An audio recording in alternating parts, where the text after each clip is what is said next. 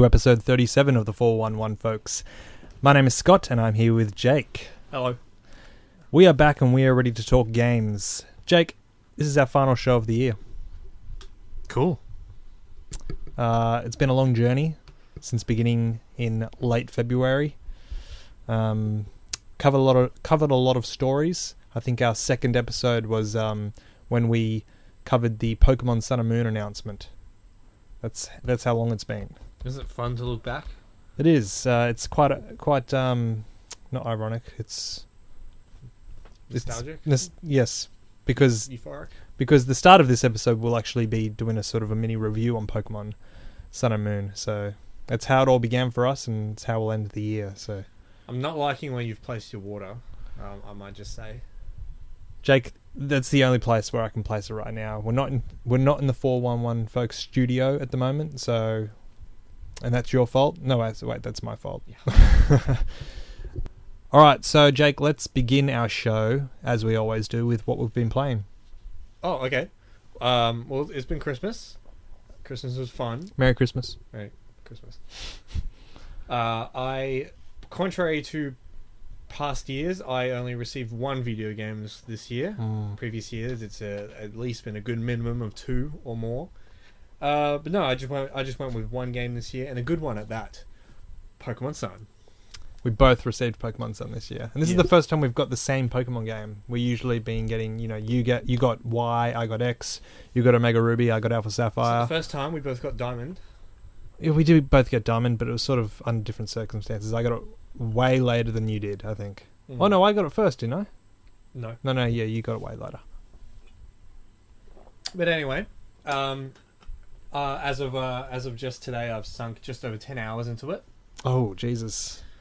Just letting you know, I'm on the maybe I think 2 hour mark. Oh wow, this is kind of opposite. Well, I guess no, this is kind of normal behavior for me with new Pokemon games. And you were saying this yesterday. I really get into it really quick. I don't stop until I would say about the 20-hour mark, 25-hour mark. Then I stop. And for me, around the 25-hour mark is around the 6th to 7th gym, or in this case, before the Elite Four. For Pokemon Sun. That I can't imagine that happening because I'm having probably the most fun I've had in a new Pokemon game probably since Pokemon Diamond. Because I don't remember you saying that about Y or Omega Ruby. No. You were never sort of excited to play it. You were just like, I'll do it. Sort of like a chore kind of thing. Pokemon Y seemed to chore to me because the world and the new Pokemon didn't interest me one bit. I was just playing it because it's a new Pokemon game. Omega Ruby was a bit of an interesting one because that Gen 3 is my favorite. And I was a bit hesitant to play a revitalized version of that game. You just don't like the new graphics. I'm not a fan. I am rather a fan of the graphics in Pokemon Sun. Well, I think that's because the things that they've done to the Pokemon game suit this kind of graphics well.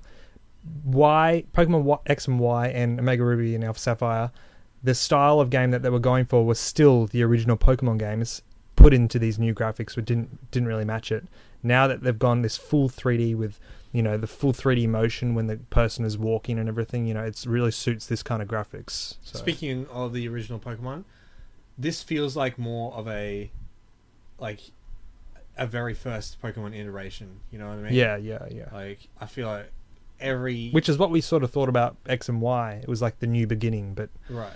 No, they do. This is just more so. Yeah. Because this is more of a point against the game, is that there was a lot of Gen 1 Pokemon you're coming across. Almost too many. I'm just getting over it. Like, we had a lot of that nostalgia in X and Y.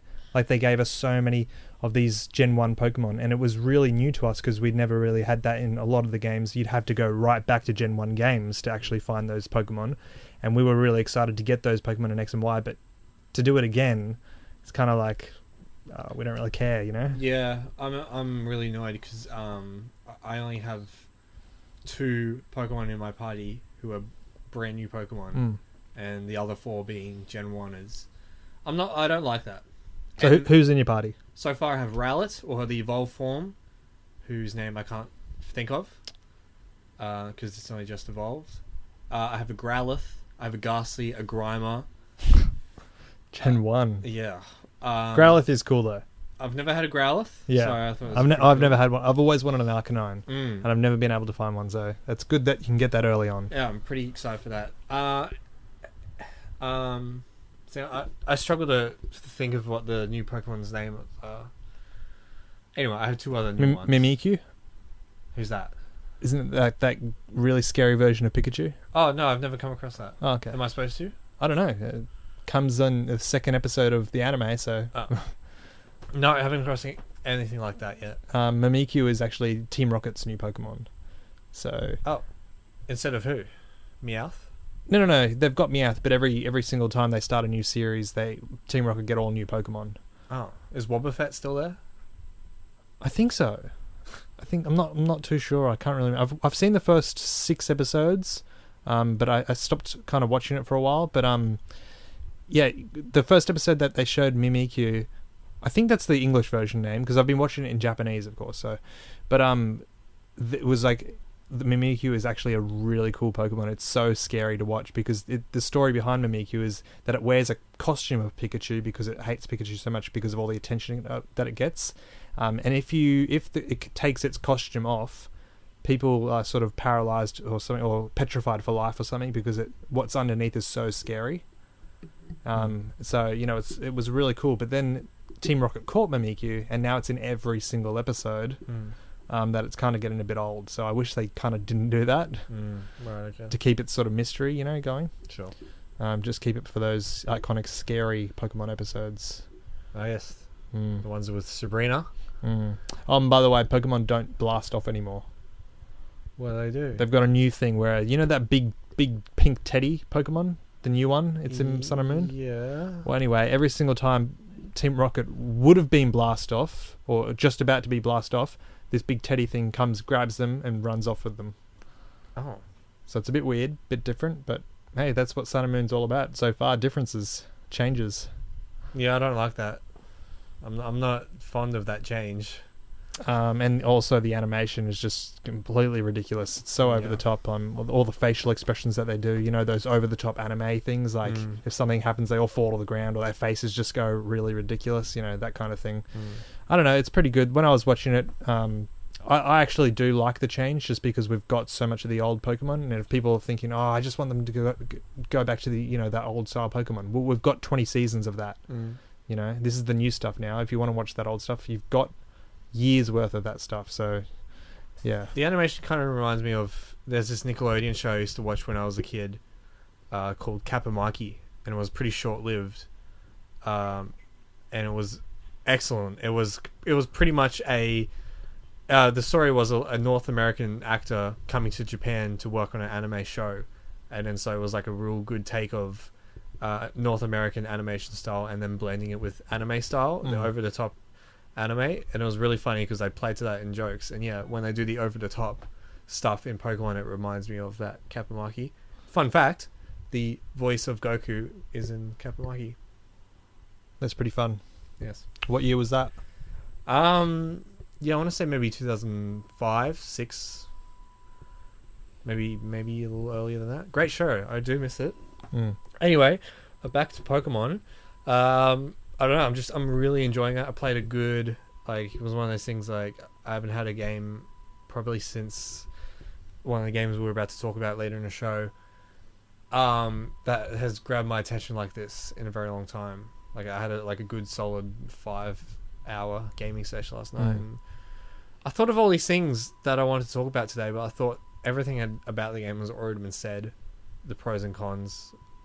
I don't know. I just think I'm just having a good time with it. Yeah. So.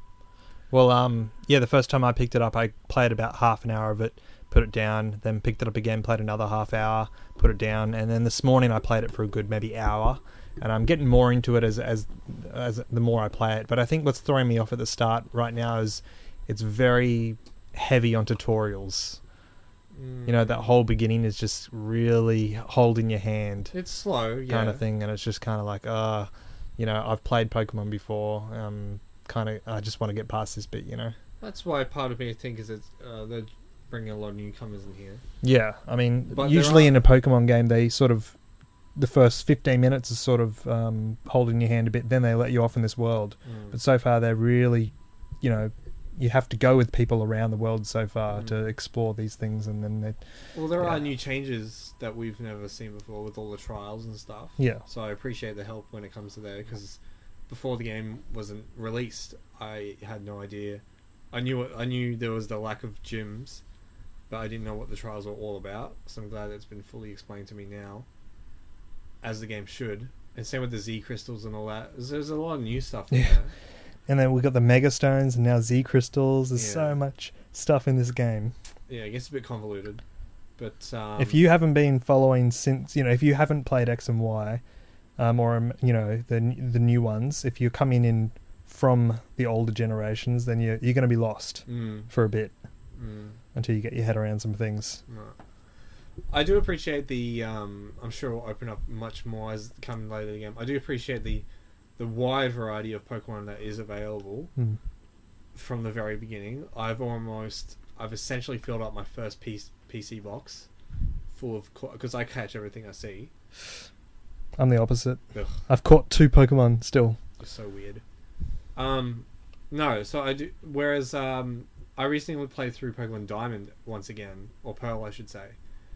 And it's contrary to that game. Like, that game is very, you see the same Pokemon in the first, after like the third or fourth gym is when you really start to get some real variety going in the wild Pokemon. Whereas this, right from the very beginning, and maybe the game setting and area plays to that, but you're getting a lot of different what do you call it, Pokemon types. What do you think of the Alolan forms? I don't know, they're kind of there. It's weird that your mum has a Meowth. Well, because they moved from... Oh, right, it's a Kanto Meowth, yeah. Just shut that down.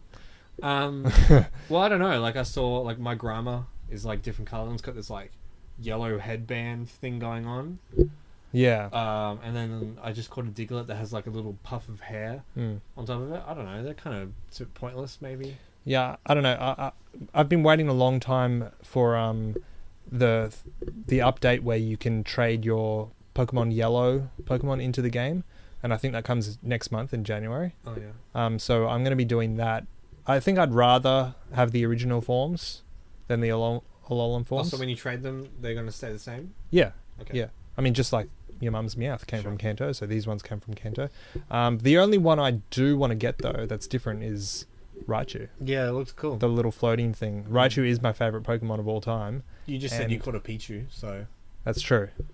You're going to get that? I wonder if you just evolve it, will it turn into that Alolan form? Sure. Why not? I don't think you can see a wild Raichu. I don't know. Oh, actually, this morning when I was playing it, I was trying to train my Pichu just for a little bit. I just wanted to level him up maybe a 2 or 3 levels. And I was searching for where I originally caught the Pichu, just in this patch of grass.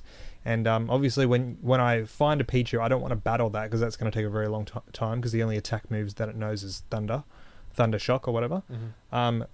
I encountered 7 Pichus in a row. So How was that? Because I've never seen one. It was ridiculous. I just had to go somewhere else. I don't know if Pichu is supposed to be rare, but that's what I got all in a row. Maybe it's the time of day you play as well. It could be. Yeah. Either way, I think we should maybe move along with the episode. We've got a lot to talk about. But I got a few more things to say, actually. A couple more things, Jake. Yes, go for it. I love the how you can tell who the adults are and who the kids are. Because, you know, everything's in proportion, proper size now. So you can tell that you're also sort of like, you know, an older kid, but there are some really sort of young kids in there because you bend down to talk to them or you have to look up to the adults. And the actual adults are sort of dressed like adults and they're sort of built like adults. So it's that's really cool. And also the places that you go, the buildings are all sort of proper size. So when you're walking into a house, if it's this really sort of fully fleshed out bigger house, when you go inside it's going to be a bigger house to explore rather than every house looking the same and then when you go inside it's like, you know, really small. Speaking of that, I will say, because I like to, every new city I come across, I pretty much, it's just me, I have to explore every house, talk to every person. Yeah. That's just what I do. And then I will say that every new place you enter or every new house you go into, it feels like they took the time to detail A lot of detail, yeah. every single house. And then I'm just thinking that is an extraordinary effort, because I'd say more than half the people who play Pokemon wouldn't even enter that house. Yeah. So I don't know. I appreciate the little things. Like And that. like your mum's finally got a room this time. Yeah. Before, when you lived in your house, you had your bedroom, then the kitchen. That's it. That's It's funny. like, yeah. and your mum just stays in the kitchen. It's like, where do you sleep? Yeah. But now it's like a full house with like a balcony and everything. Yeah, it just makes every iteration of Pokemon they've tried to make the world more realistic as it goes, and I think they've kind of finally. And that's a true sort of inspiration from Yokai Watch as well. If Yeah. you've played the Yokai Watch games, the houses in there are very detailed, even more detailed than what you see in Sun and Moon. And then even when you're walking around the streets and you go into the schools and everything, it's heavily influenced from Yokai Watch. We've said that from the beginning, but yeah, it's a massive influence there. So yeah. So do you think? I think we've said this before. Then, like, do you think then Yokai Watch forced the creators of Pokemon's hand to up their game? Well, yeah, I mean, the success that, Yokai Watch is everywhere in Japan. We might not see it here, but it's massive over there. So they've definitely had to take a few steps in the other direction to try and get kids interested in Pokemon again. They're trying to get lots of the adults back into Pokemon from all the Gen 1 stuff, but the kids don't care what kind of Pokemon they are, whether it's Gen 1 or new ones. They don't care. That it's, to them, it's all good. So they're all making all the right moves. Cool. All right. Yeah. Well, let's move on then. Yeah. Pokemon Good. Some other good games we're going to talk about right now. Yeah. So I received Pokemon Sun. I got Mario Maker for 3DS. I got Dragon Quest VII, and I got Yokai Watch 2. So Yokai Watch 2 and Dragon Quest VII I haven't started, but I did play some Mario Maker for 3DS. I made a course and you played it. It's called Quick Temptation. It's actually a very quick course, but I did put the time limit down for 30 seconds, so you felt a bit of pressure there, did you? Well, I don't know. I still didn't need 30 seconds to finish it. Yeah, but you died once. That wasn't my fault. Exactly. So it was a bit of a challenge. But no, it was my first course, and like I said, there was still a few things that I didn't know how to do, but maybe that just hasn't been unlocked yet. So, and even that's with you when you were playing the Wii U version, there were so many things that you couldn't do because it hadn't been unlocked yet. So yeah, it's a thing where it wants you to come back to the game once a day. Yeah, because it would just drip feed you stuff. Yeah. On a daily basis, which I think is a good technique to keep playing the game. Yeah, I'm really excited to get in there and make a really good course. So I mean, I'm never going to make anything as technical as the ones I've seen some people online make. Like, that's just ridiculous. I'm not going to spend hours of my life doing that. But days, yeah, true. But I'm just going to make some cool courses. Cool. So yeah, good 3DS game. And and also, just quickly, I know you don't like this topic, but Don Bradman Cricket 17, Jake. I've put in about... Put my mic down here for a sec. Over 30 hours of this game. And there's one sort of flaw in this game, and that is because the game isn't licensed, you have to go in there and download all the teams and download all the logos and download every single thing to make it licensed. But the thing is, they've tried to have done a really quick version to do that. So when you click on a team, you can get best version, and it downloads the most popular, highest rated team that the users have created. But most of the time, the highest rated one isn't usually the best one. It's just because maybe that was the first one and people have just rated it really high because, it's finally out, we'll rate this 5 stars. So I downloaded a lot of those, and most of the time they were wrong. So what took me a long time was physically going into each team and typing the team name in to try and choose the best one. And that took me pretty much an entire day to get most of those teams done. And I've done probably 20% of all the teams that you can do. But that was pretty much enough for me to start my career. So that doesn't sound fun to me. Where's the fun part come in? Well, it's pretty much like a sandbox game, like a tycoon kind of game where you have to sort of create all these things, where it's not done for you like a FIFA game or any of those games would be So rugby league, even rugby league live, that's all done for you because it's licensed. But they've still got that player hub there for when, the next season comes along. They're not going to have another game out like a FIFA would. They do it annually, so that's up to you to go into the player hub and create all those new teams. So luckily, there's people out there who actually spend the time creating the teams because that would take a long time. Sure. But yeah, I'm having a really good time with it. It's a lot better than the first Don Bradman game. They've fixed up a lot of things and the graphics are really good. And the difficulty setting is something that Big Ant has always had a sort of an issue with because it's sometimes always too hard or too easy. But the way they've fixed this is they've got multiple difficulty settings. So you can set the difficulty for the overall game, which mine's on Pro at the moment. I think there's 6 different ones. But then there's individual difficulties for batting and bowling. So my difficulty is on Pro, but my batting and bowling is on easy. So it's still a challenge for me because the overall one's on Pro, but it's still easy enough to make some runs where I don't get a duck every time I'm playing. So that was the issue with the last game. It was very hard unless you turned it down, but then it'd be too easy. So now they've got individual difficulty levels, so it makes it more realistic. Just means you suck. But I'm really enjoying it, Jake. Guess that's all that matters, huh? All right, shall we move on? Yeah. Now to the, I guess the best part of the show, the best part of the year. Before we do our Game of the Year, I think we should do some other awards as well, Jake. Just bringing this on me. Best host for the year, I think, goes to me. Congratulations, well earned. No, that's not a real award. But I thought a few other things we'd do. Yeah, I'm springing it on you because, I walked in here this morning and you hadn't even done your Game of the Year list. No. So why give you some other things to do because it probably wouldn't be done yet. But one award I thought of doing would be Best Movie of 2016. Okay. Okay. Yeah. Should I give mine and you can have a think of yours? I already know mine. Okay, go. Oh, I know what it is as well. We spoke about it last week, didn't we? Well, it didn't come out this year. It has to be a 2016 movie. Yeah, well, I've got something else.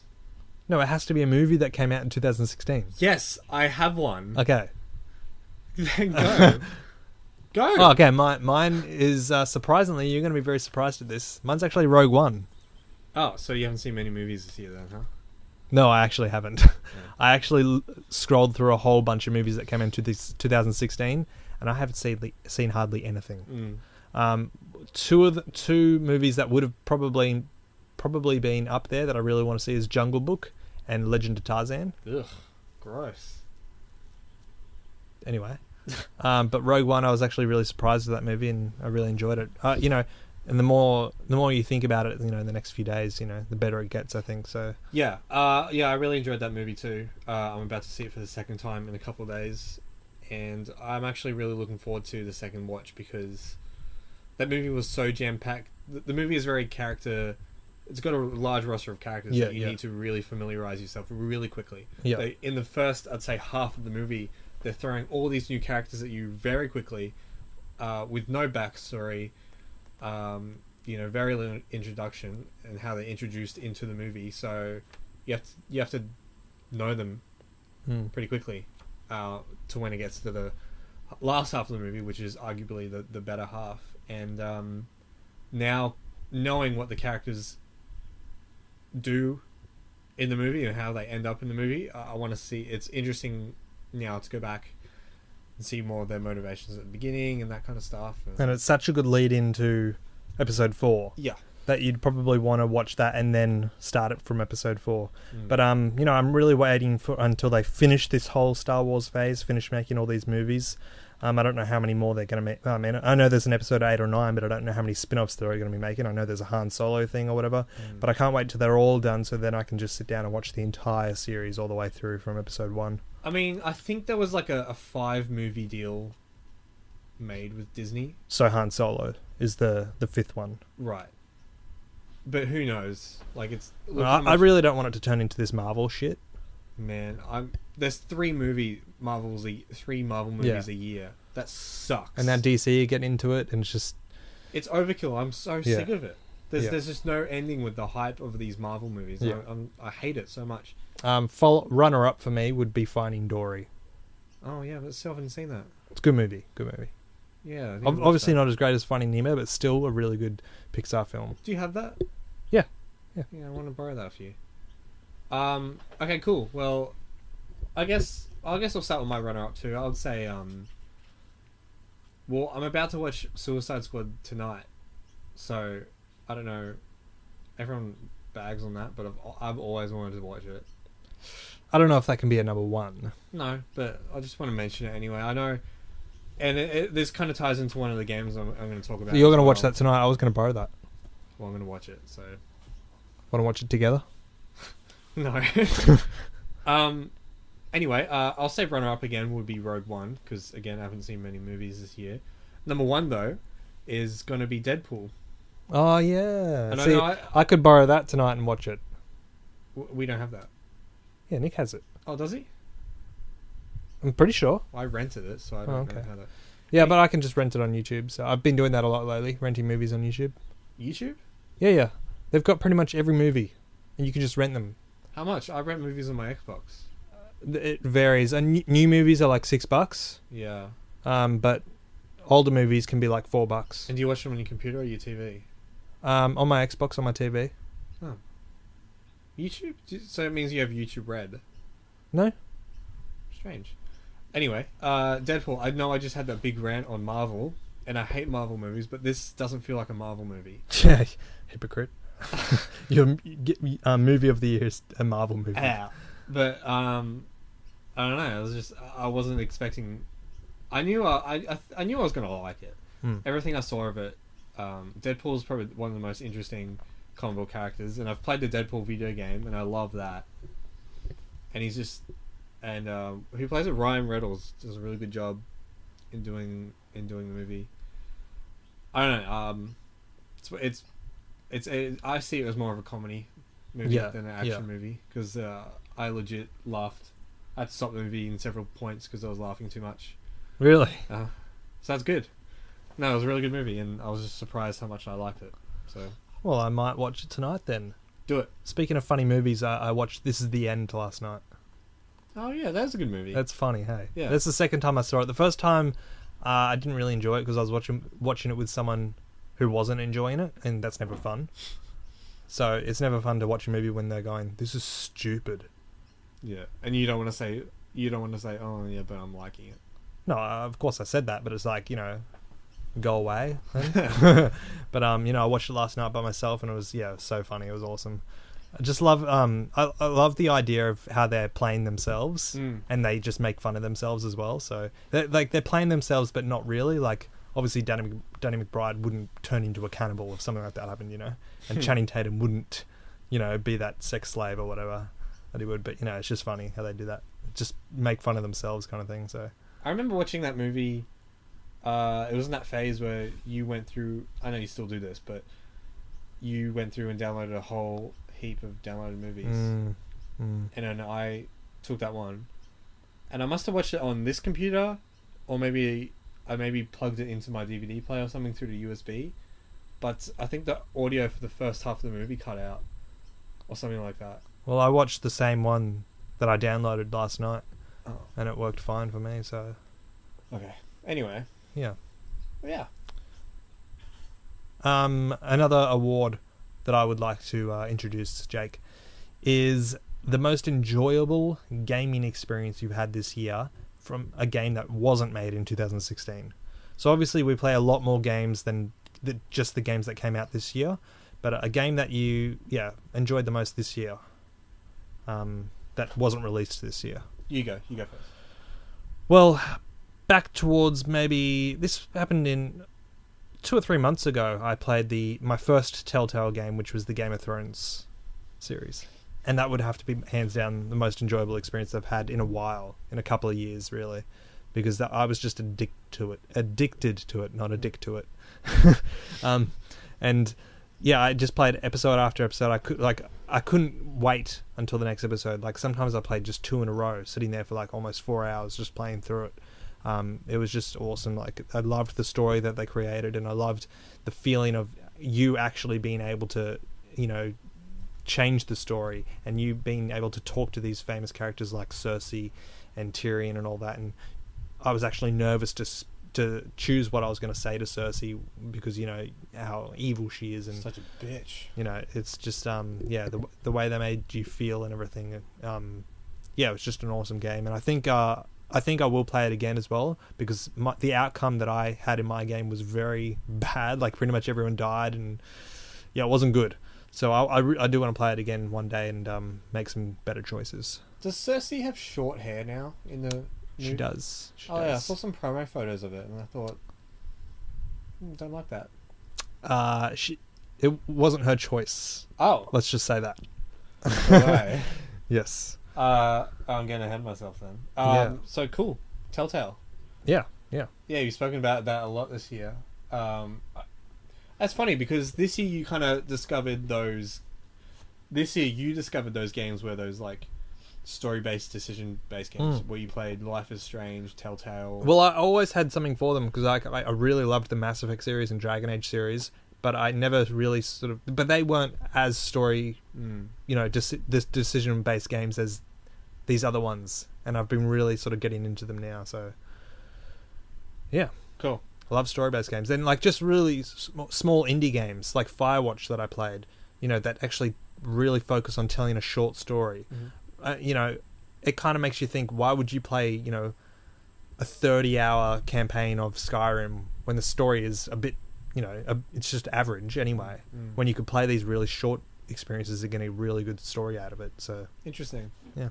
Well, mine is a tie definitely between the Ace Attorney series and 999. So the Ace Attorney trilogy, the original. Yeah. Yeah. At the moment, I am halfway through the third Ace Attorney. It's called Trials and Tribulations. I always knew about the Ace Attorney series. It's just one of the most talked about game series, most beloved, cult followed games. Yeah. I came across it because I fell in love with the Zero Escape games. I played Zero Time Dilemma, moved my way to 999. Both very Japanese series. Yeah, that's true. Yeah. And Yeah, then you don't hear much about them over here. no, Really. and that's why it's difficult to find copies or Yeah. even. Yeah. That's Yeah. why we just ended up downloading them. Yeah, and Yeah. I was like, my copy of 999, I was lucky to get for as cheap as I did. It's a North American copy, but it works. 3DS is not. That's a DS, sorry. So DS is not region locked. But I got into Ace Attorney because I pretty much through my Reddit searching wanted to find out games on a similar gameplay basis to the Zero Escape games. They're kind of really story driven, very, very, very minimal gameplay, I guess you would call it, and just text based decision making, I guess you would call it. And Ace Attorney was one of the very, very much recommended series. So thankfully, when I looked up Ace Attorney, the trilogy that is available on 3DS was on sale, so I jumped at the chance. I powered through number 1 so quickly. I love that game, that first one, so much. The best one? It's probably the best one. Really? Okay. Yeah. And then the additional, the game is different to what is on the games. The games that are on 3DS are obviously a bit more remastered, rejigged from the original Game Boy, the graphics wise, and they added a very last another case on the end of the game that uses the touchpad and stuff like that.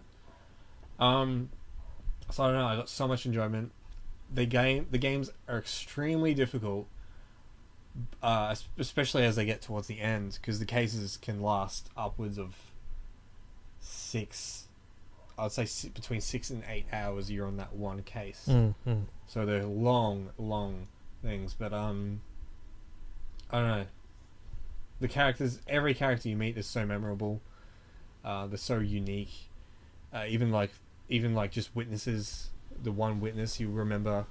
I remember every single witness I came across from the first game, and there's cameos in each other game and stuff. And I don't know. It's very like a fan.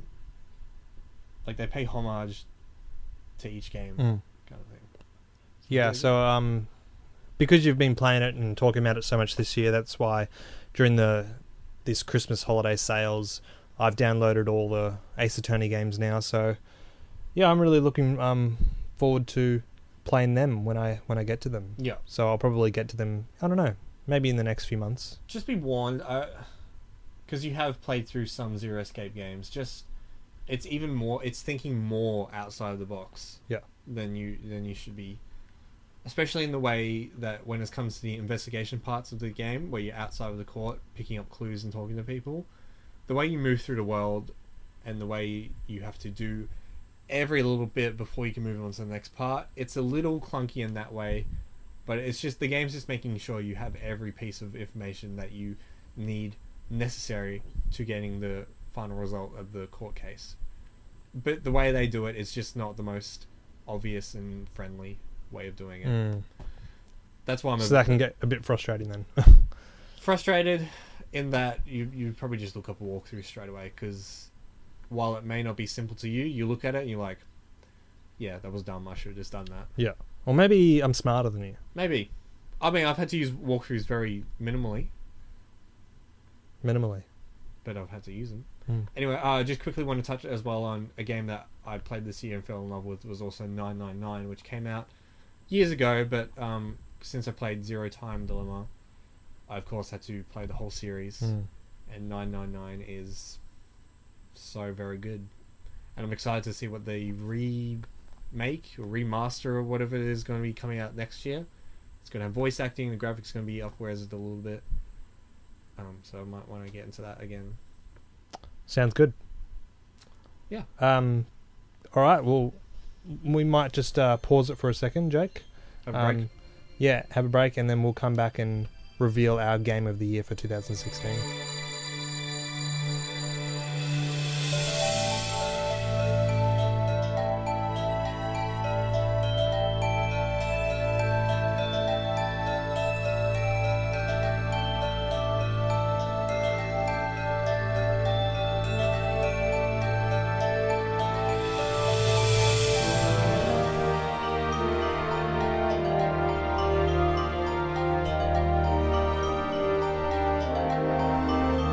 And we are back after a very short break. The way this is going to go, Jake, is I'm going to name my top 10 games of the year, going in order from number 10 to number 1. And so number 10 will get 1 point, number 9 will get 2 points, number 8 will get 3 points, and so on, until number 1, my number 1 game will get 10 points. Can't we do it one each? Oh, yeah. Okay, we'll do it like my number 10, your number 10, yeah. All right, we'll do that. All right. Okay. Do you want to pick up the mic? Get a bit closer? Hello. A bit more cozy? No, this has been uncomfortable, but alright. All right. Jake, my number 10 game of the year. By the way, I just want to say, listing 10 games is outrageous. I only have like my top, I'd say 3 are my absolute favourites. All the rest are just like, yeah, these are great. These are alright. But I gotta say, all 10 on my lists are good games. Yeah, but are they, when you make a... Okay, sorry, go on. Okay.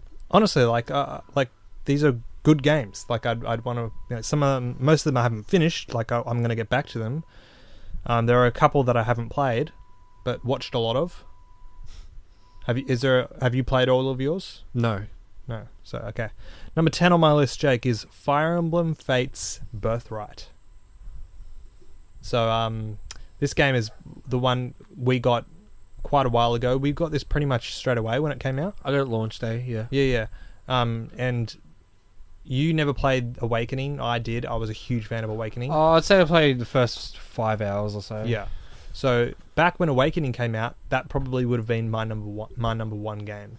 That was an amazing experience. Fire Emblem Fates Birthright, I didn't get into it as much as I did with Awakening.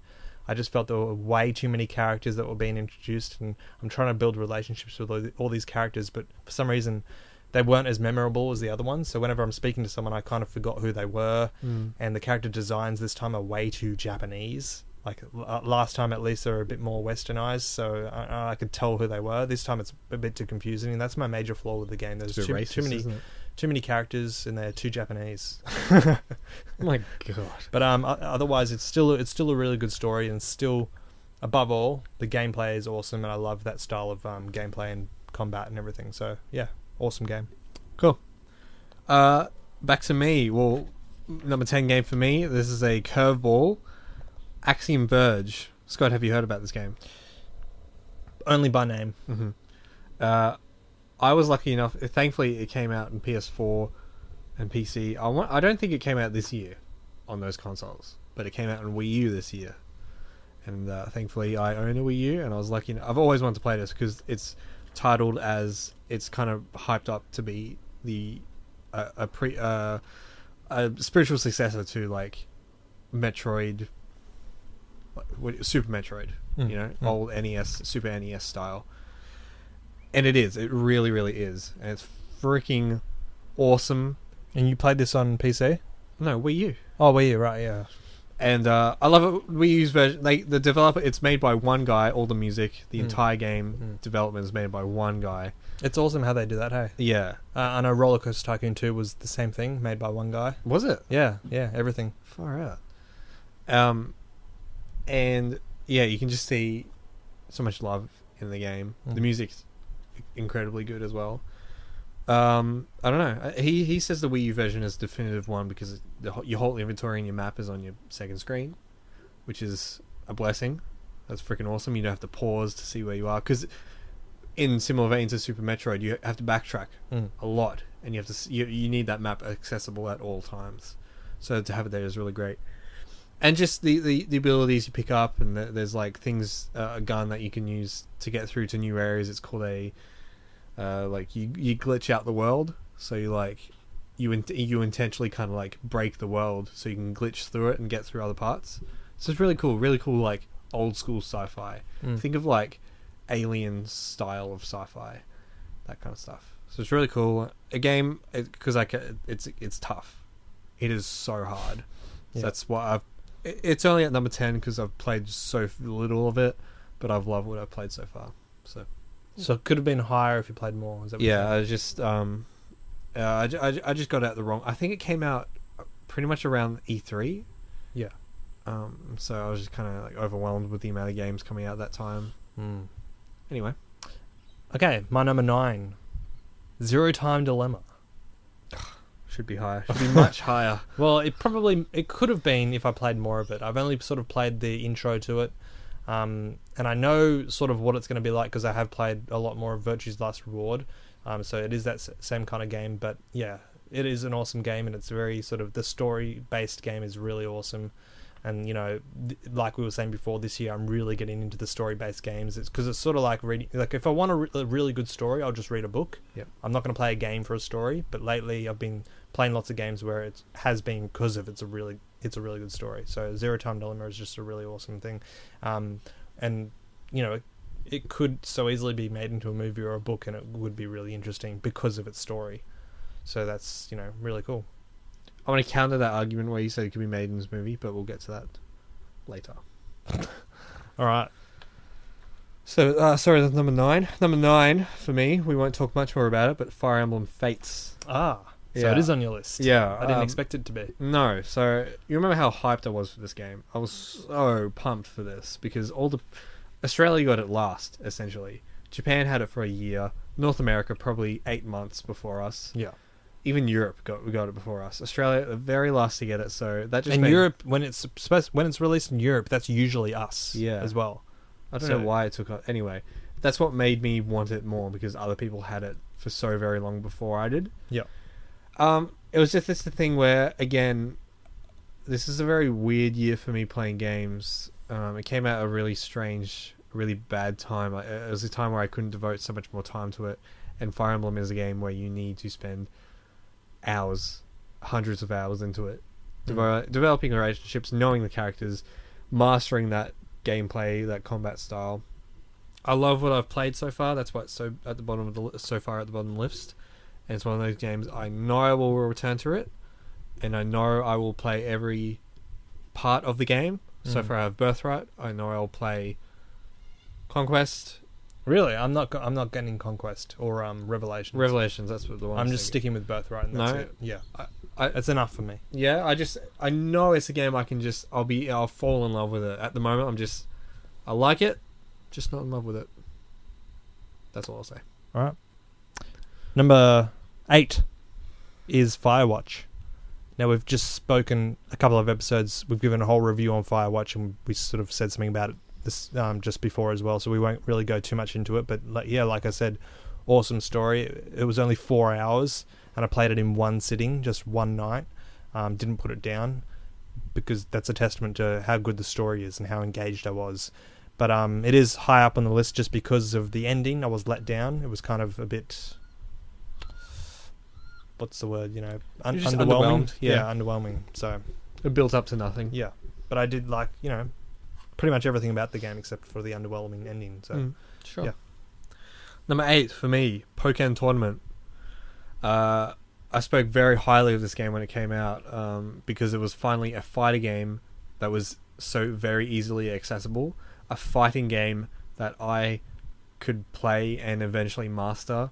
Not like Mortal Kombat, where it's just I couldn't get through the tutorial of Mortal Kombat because the button combinations you have to do are just so overwhelming that they're too tough. They're just too tough for me. Pokken Tournament, it's Pokemon, so it has to be accessible for a very large market, and that's why they made it deep yet accessible, and I love that so much. And yeah, this game is... I've only probably put, I'd say, a good 15 hours into this game. I get smashed on... I've yet to win one match online, which says how much... I feel like I'm doing well, and I get close to winning, but I just get beaten at the end, which is testament because at least I'm coming back to it. If I was getting smashed horribly like I do in Mortal Kombat, I would just give up straight away. But the fact I keep coming back to Pokken Tournament is the fact that I know if I spend enough time with it, not a huge amount, but enough, I can master its fighting game. just stuff. like sort of a Super Smash Bros. Kind of thing. Mm. Like, that's really tough, but the gameplay is really good, so that you would come back to it. Yeah, it's enough to be a button masher. Yeah. You can button mash your way through it, or it's just easy enough to master, much like Smash Bros. And the whole presentation of the game is amazing. The graphics are really cool. They chose this almost kind of raw, realistic approach with how the Pokemon are designed. The Pokemon selection is really good as well. So A bit random, but a little random. Like, they've got Pikachu, and they've also got like Macho Pikachu or something in there, which is it's just Pikachu with like a Macho Libre mask on. Really weird. A little random, but like, say take Lucario for example. The design they took of him was like, sure, a 3D model of him, but you get up close to him and you see his fur on him like much more detailed, and his claws like a bit... I don't know, it's really interesting how they designed the Pokemon, and it kind of feels like this is the new step they'll take for the future Pokemon state. Like, this is crushed any future of a Pokemon Stadium sequel. Well, I mean, we've been talking about that before. The reason they haven't done Pokemon Stadium is because pretty much, the Sun and Moon and X and Y games and all that, that's pretty much the gameplay from Stadium. Right. Stadium. The reason Stadium was created was because it was the first 3D. You'd see these Pokemon in 3D for the first time. Now, we have that in Sun and Moon. So why not take a different approach to the 3D console Pokemon experience? And I think they chose it really well, even though this is essentially... It's the first time where you can control a Pokemon. Right. So that's new. I mean, this is not this is an arcade port, so this is not exclusive to Wii U. But I think if they're going to reiterate on this game in however way, I think they should. They shouldn't just let this one die. So, yeah, that was number 8 for me. My number 7 is Mario Maker for 3DS. I know this game came out last year, but the 3DS version did come out this year, so it's eligible. Sure.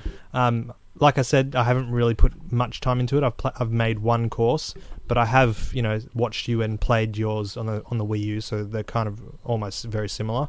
But just the potential for this game, it could just be a pick-up background kind of game for me, where it's just a fun little thing to pick up for half an hour and play. And I know I'm going to have a lot of fun with it going into next year, especially now that I've got a tougher job on my hands next year full time. This is just sort of a little break that I can have for half an hour or something. So yeah, it's going to be really fun. Do you are you a bit hesitant to the changes they've made to make it on the 3DS? What changes did they make? The fact that you can't share your courses online. Oh no, I mean that's never really bothered me before. Like as long as the reason I wanted this game was to create my own courses and play my own courses. So, and that's what I can do. So, and to do that on a handheld is pretty awesome. Cool. Yeah. All right. 7 we're up to. I'd say from after this game for me upwards, it's a little spoiler. It's very Nintendo heavy. Oh my god. So get prepared for that. But a little change of direction. Number 7, Doom. Okay. Now, another one I was extremely surprised that I would like so much. This game is so brutal and so fast and violent. It's so good. It's so awesome. I've only played through it once, but I did spend a lot of time in the multiplayer. I was surprised how well I was doing in the multiplayer, because it's I haven't had a multiplayer experience like Doom since I'd played like earlier Halo games, like probably I'd say probably Halo Reach and Doom have very similar multiplayers in that you don't get, it's not like Call of Duty where you get, if you're not a master of Call of Duty, it's kind of like the same thing with Pokemon Tournament. If you're not a master of it, you get fucked up. But like early Halo multiplayer, not so much anymore. But and Doom, you can hold your ground if you don't know exactly what you're doing. Yeah, and that's what I like. I hate playing those Call of Duty games. Even Halo now, like, you just get destroyed. Halo now, that's what I mean. It's more, Halo now is very competitive based, and they've tweaked it to be like that. Whereas the last fun multiplayer experience I had in Halo was Halo Reach. I played so much multiplayer on that. Anyway, great multiplayer game as well. Battlefront. Oh yeah. So I was playing that recently too. Yeah. Doom. Yep. Campaign was actually the story was actually surprisingly well done as well too for a Doom game. Is it scary? No. Because I remember Doom 3 being, like, when I was a kid, it was like the scariest game ever, how people talked about it as the scariest game. Right. There was no jump scares. Okay. This is more just about action. This is more about the brutal action. Yeah. And I was hooked from the very first. Surprising. I've told the story in the podcast before, but what made me enjoy this game more was this is the first game I had, I suppose, a media treatment of the game, like as inadvertently. Like, I went to RTX this year, and the first thing I did was I wanted to just sit down. So I went to the bar, which was sponsored by Bethesda and Doom, and then I was one of the very first people in there, and they said, I think they let in like the first 10 or 15 people got an exclusive play of Doom, and I was one of those people. And yeah, I just played the E3 cut of the game. So the thing that was shown off at E3 that year, or the previous year, sorry, you got to play. So the campaign experience of Doom. And I've never had that before. I've never had an exclusive first play of a game before. That's what happens when you go to events. Right. And I wasn't expecting it. I just went there just to have a sit down and a drink. But here I was playing Doom for the very first time 6 months or something before it had been released. Very cool. I did pick up Doom again, I want to say maybe 2 or 3 months ago. The multiplayer is extremely barren. No one's playing anymore, which is a bit sad. This is what happens with these games.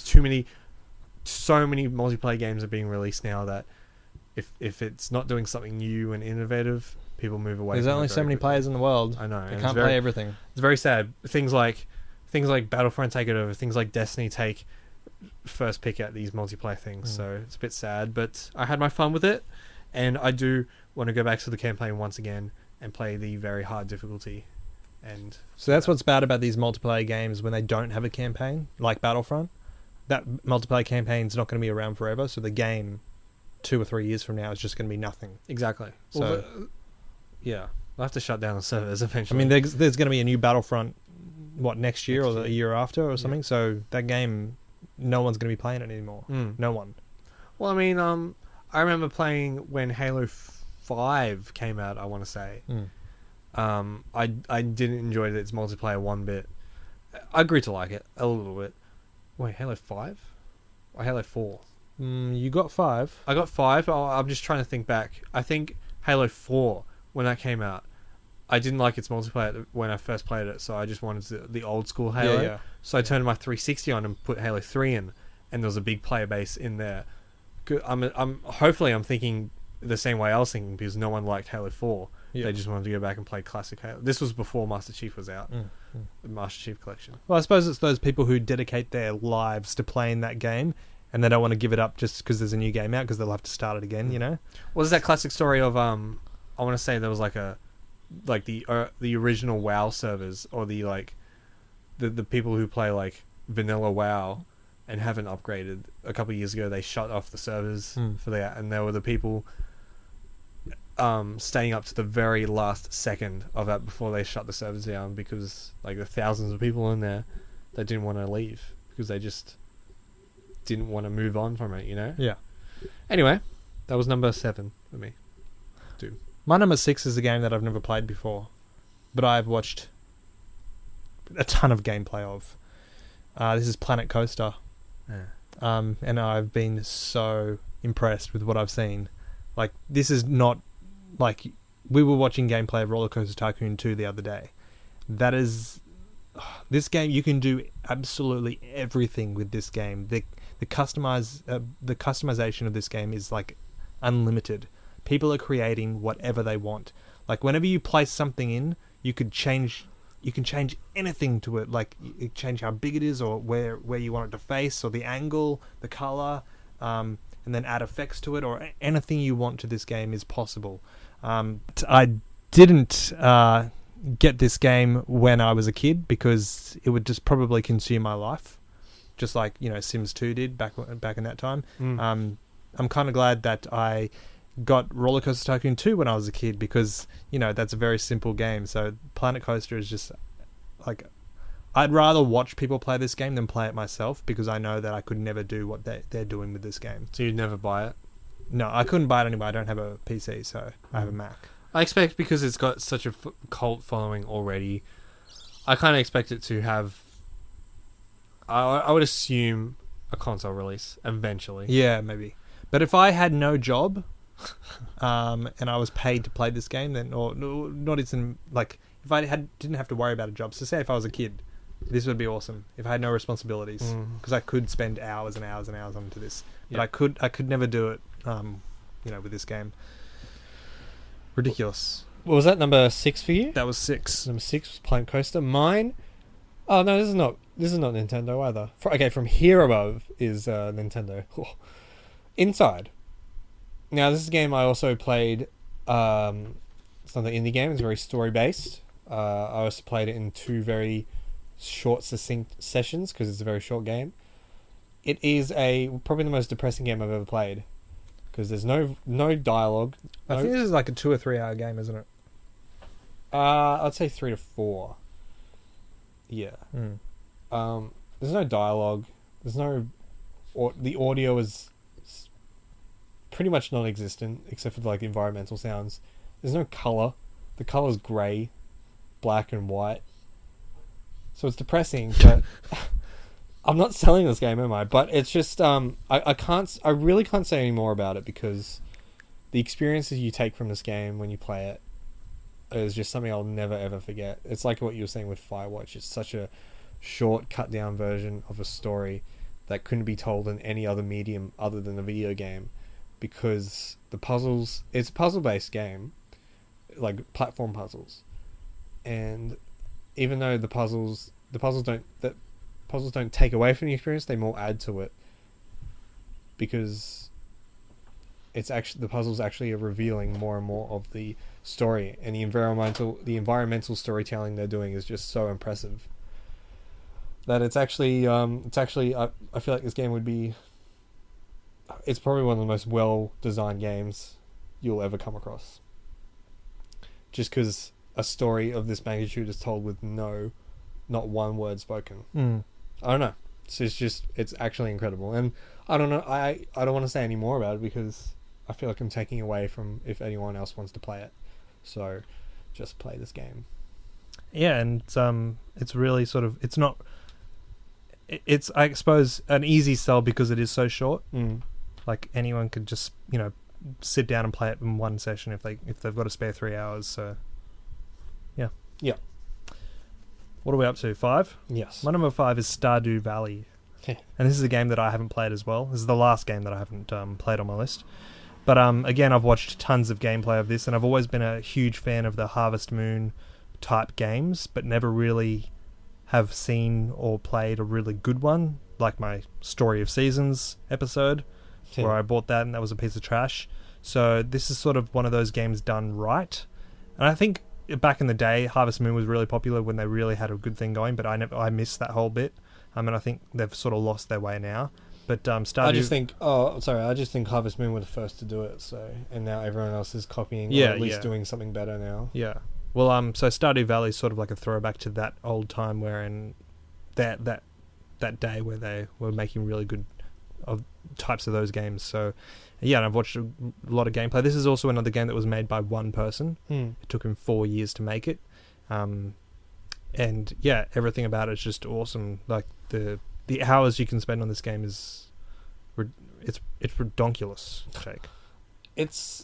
I was watching gameplay of it yesterday, actually. And I've been seeing it throughout the year because it's now on consoles, and with a planned Wii U release. But I assume that's going to be put to Switch now. Yeah, which would be good. It's the color scheme and the look of the game is so bright and colorful. It's the Animal Crossing game that I've always wanted. I'll just put it like that, because it's got the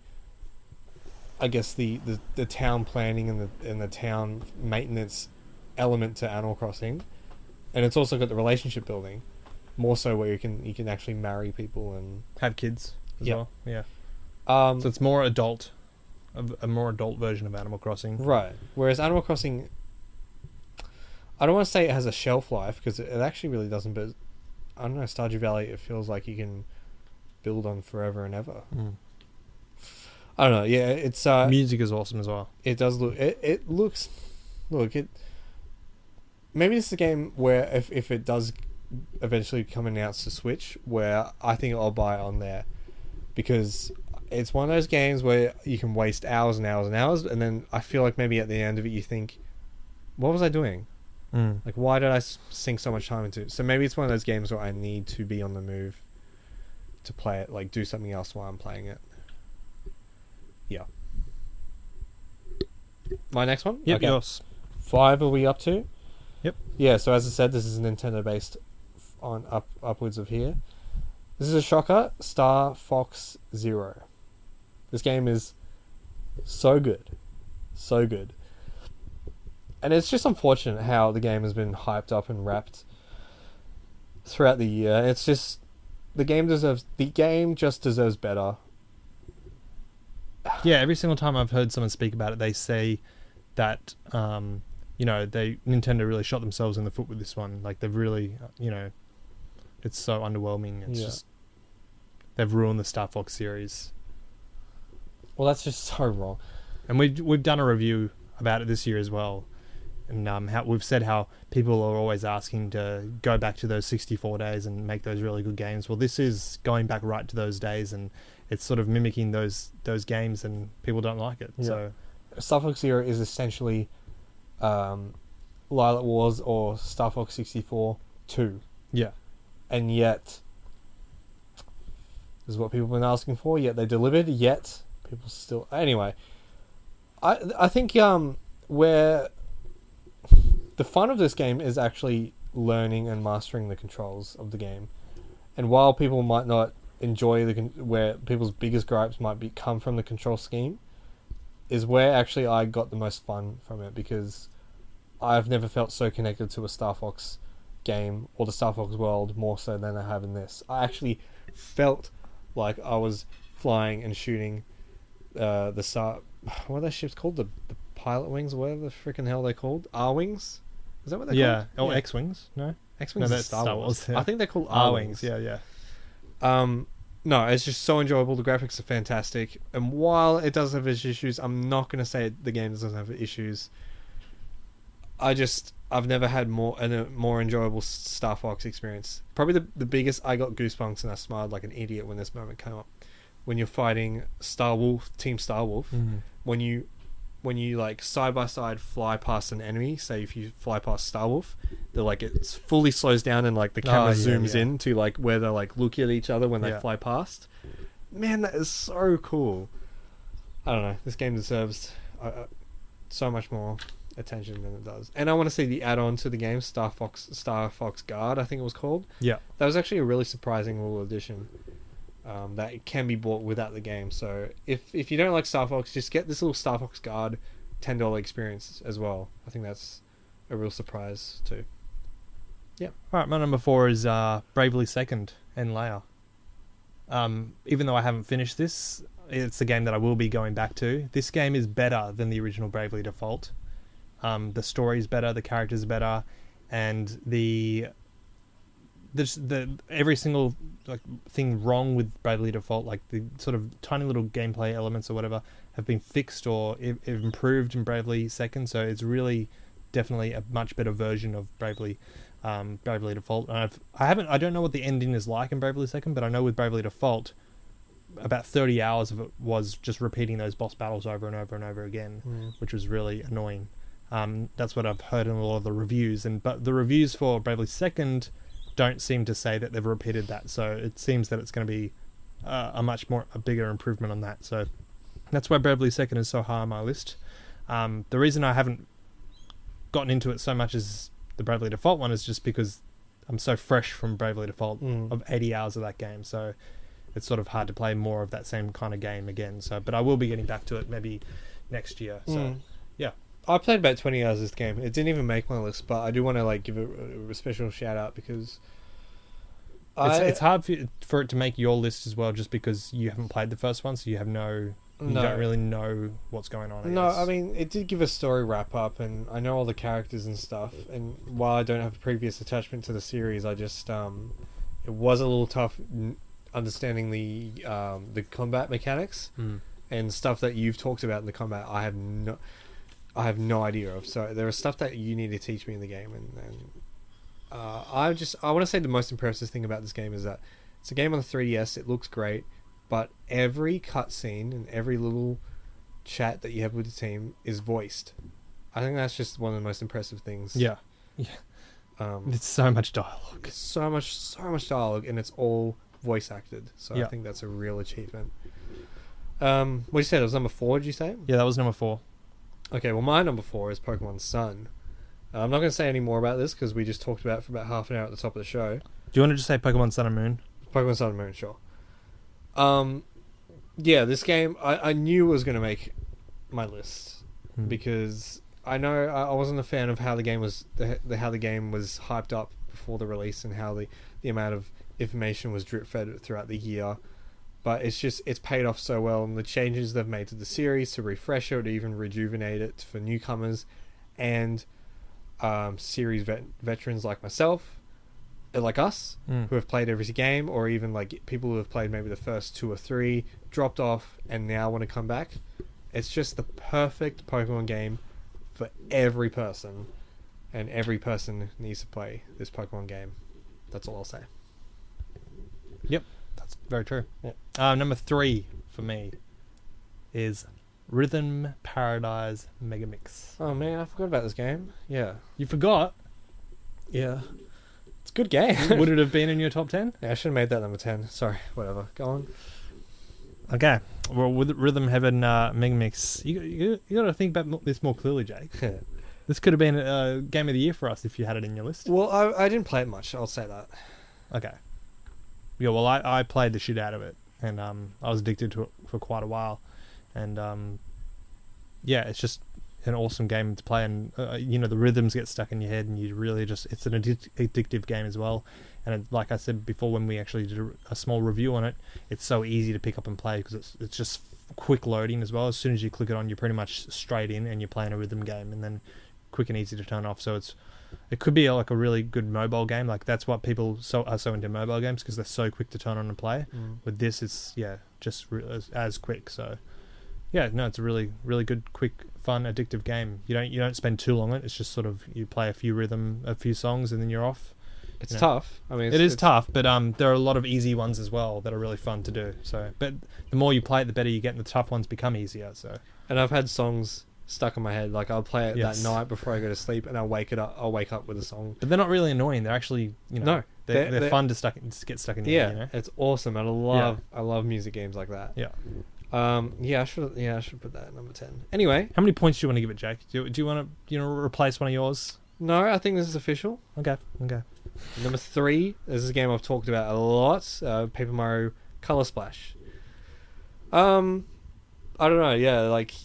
This game is awesome, and while there are issues in the fact that there are all the NPCs are toads and there's not much variety, I guess you would call it. No, there's variety. There's not. That's one of my biggest gripes is that the characters in the Paper Mario series are always unique, and this time they turned away from that.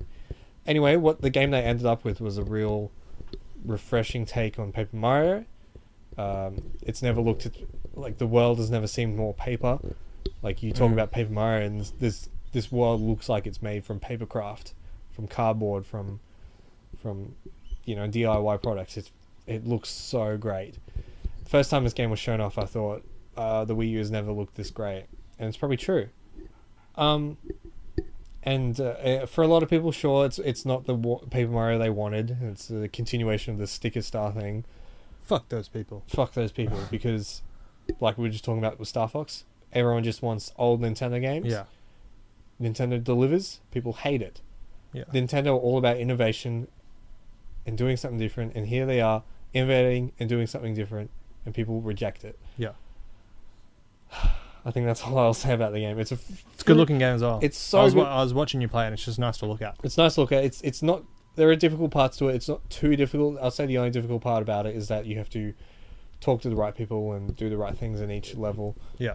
And there's a bit of backtracking, which I quite enjoy, and the music. Oh, I want to say the music. Yeah, the music is good. Yeah. Freaking! I could Good listen to that menu music for a whole day. If I have wanted listened to the soundtrack a couple of times just on YouTube, playing in the background. So yeah, it's awesome. I don't know. This is just like a definite for any Mario, not just Paper Mario fans. For any Mario fan, you want to play this game straight away. Yeah, I'm actually excited to hear your top 2 because I can't really think of what they would be. I have none in my mind. But anyway, I thought Sun and Moon would have been up there. So yeah, I'm in shock. Number 2 for me is Don Bradman Cricket 17. Great. No, just because, yeah, like I've said it before, it's no game has ever sort of made me play 30 hours straight in 1 week. But this game has, and I'm always playing it, and I'm still, like, right now, I'm just keen to actually have a go of it right now. So, yeah, it's just really addictive and really fun to play. You mean boring? The word you look for is boring? That's your opinion. I don't know, maybe I'll play 2-player and it maybe change my opinion. Oh! Like, I changed my opinion of FIFA. Like, I go back into FIFA again when I played 2-player with someone. Yeah. Made me want to pick it up again. Number 2? Give it a chance, Jake. Just give it a chance. Perhaps.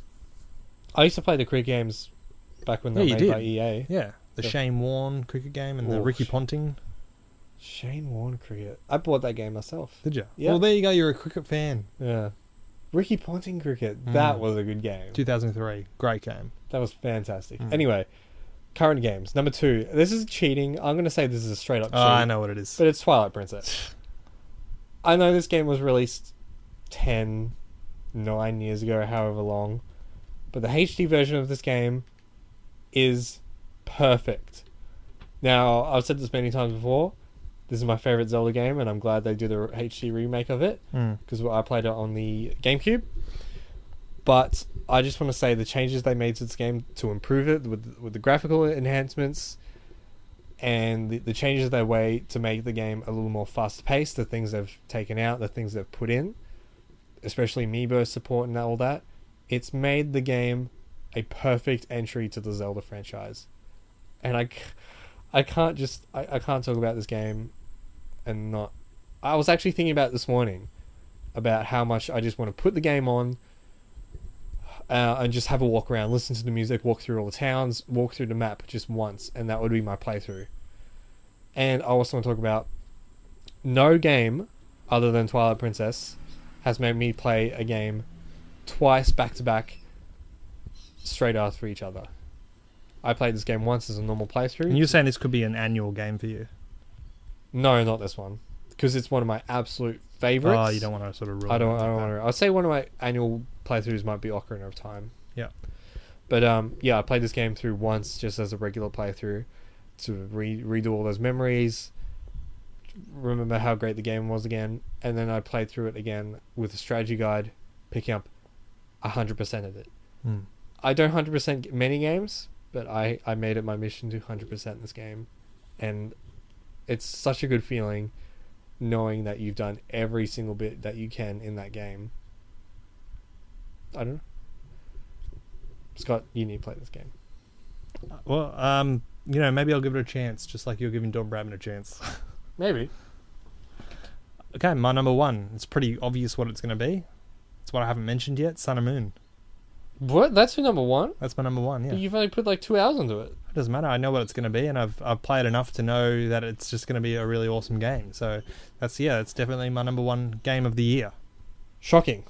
And the reason why it's so refreshing about this game as well is because of the story and everything is just fully redone, and it's not your average Pokemon game, but because I'm taking a different approach with this game. What I used to do with Pokemon, I'm not catching every single Pokemon I see. I'm just catching what I want to have in my party, and that means like I'm taking care of my Pokemon just sort of more, I don't know, individually rather than having so many Pokemon to take care of. That's because there's a lot of ridiculous.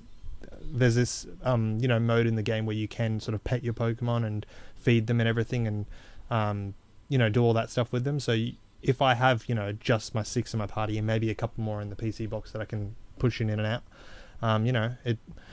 you become better friends with them rather than having like 100. That's ridiculous. I'm friends with all my Pokemon. It doesn't seem like it. You should check your affectionate level with them. I'm all their friends. Yeah, it's not what they think. Wow, okay, that's number one.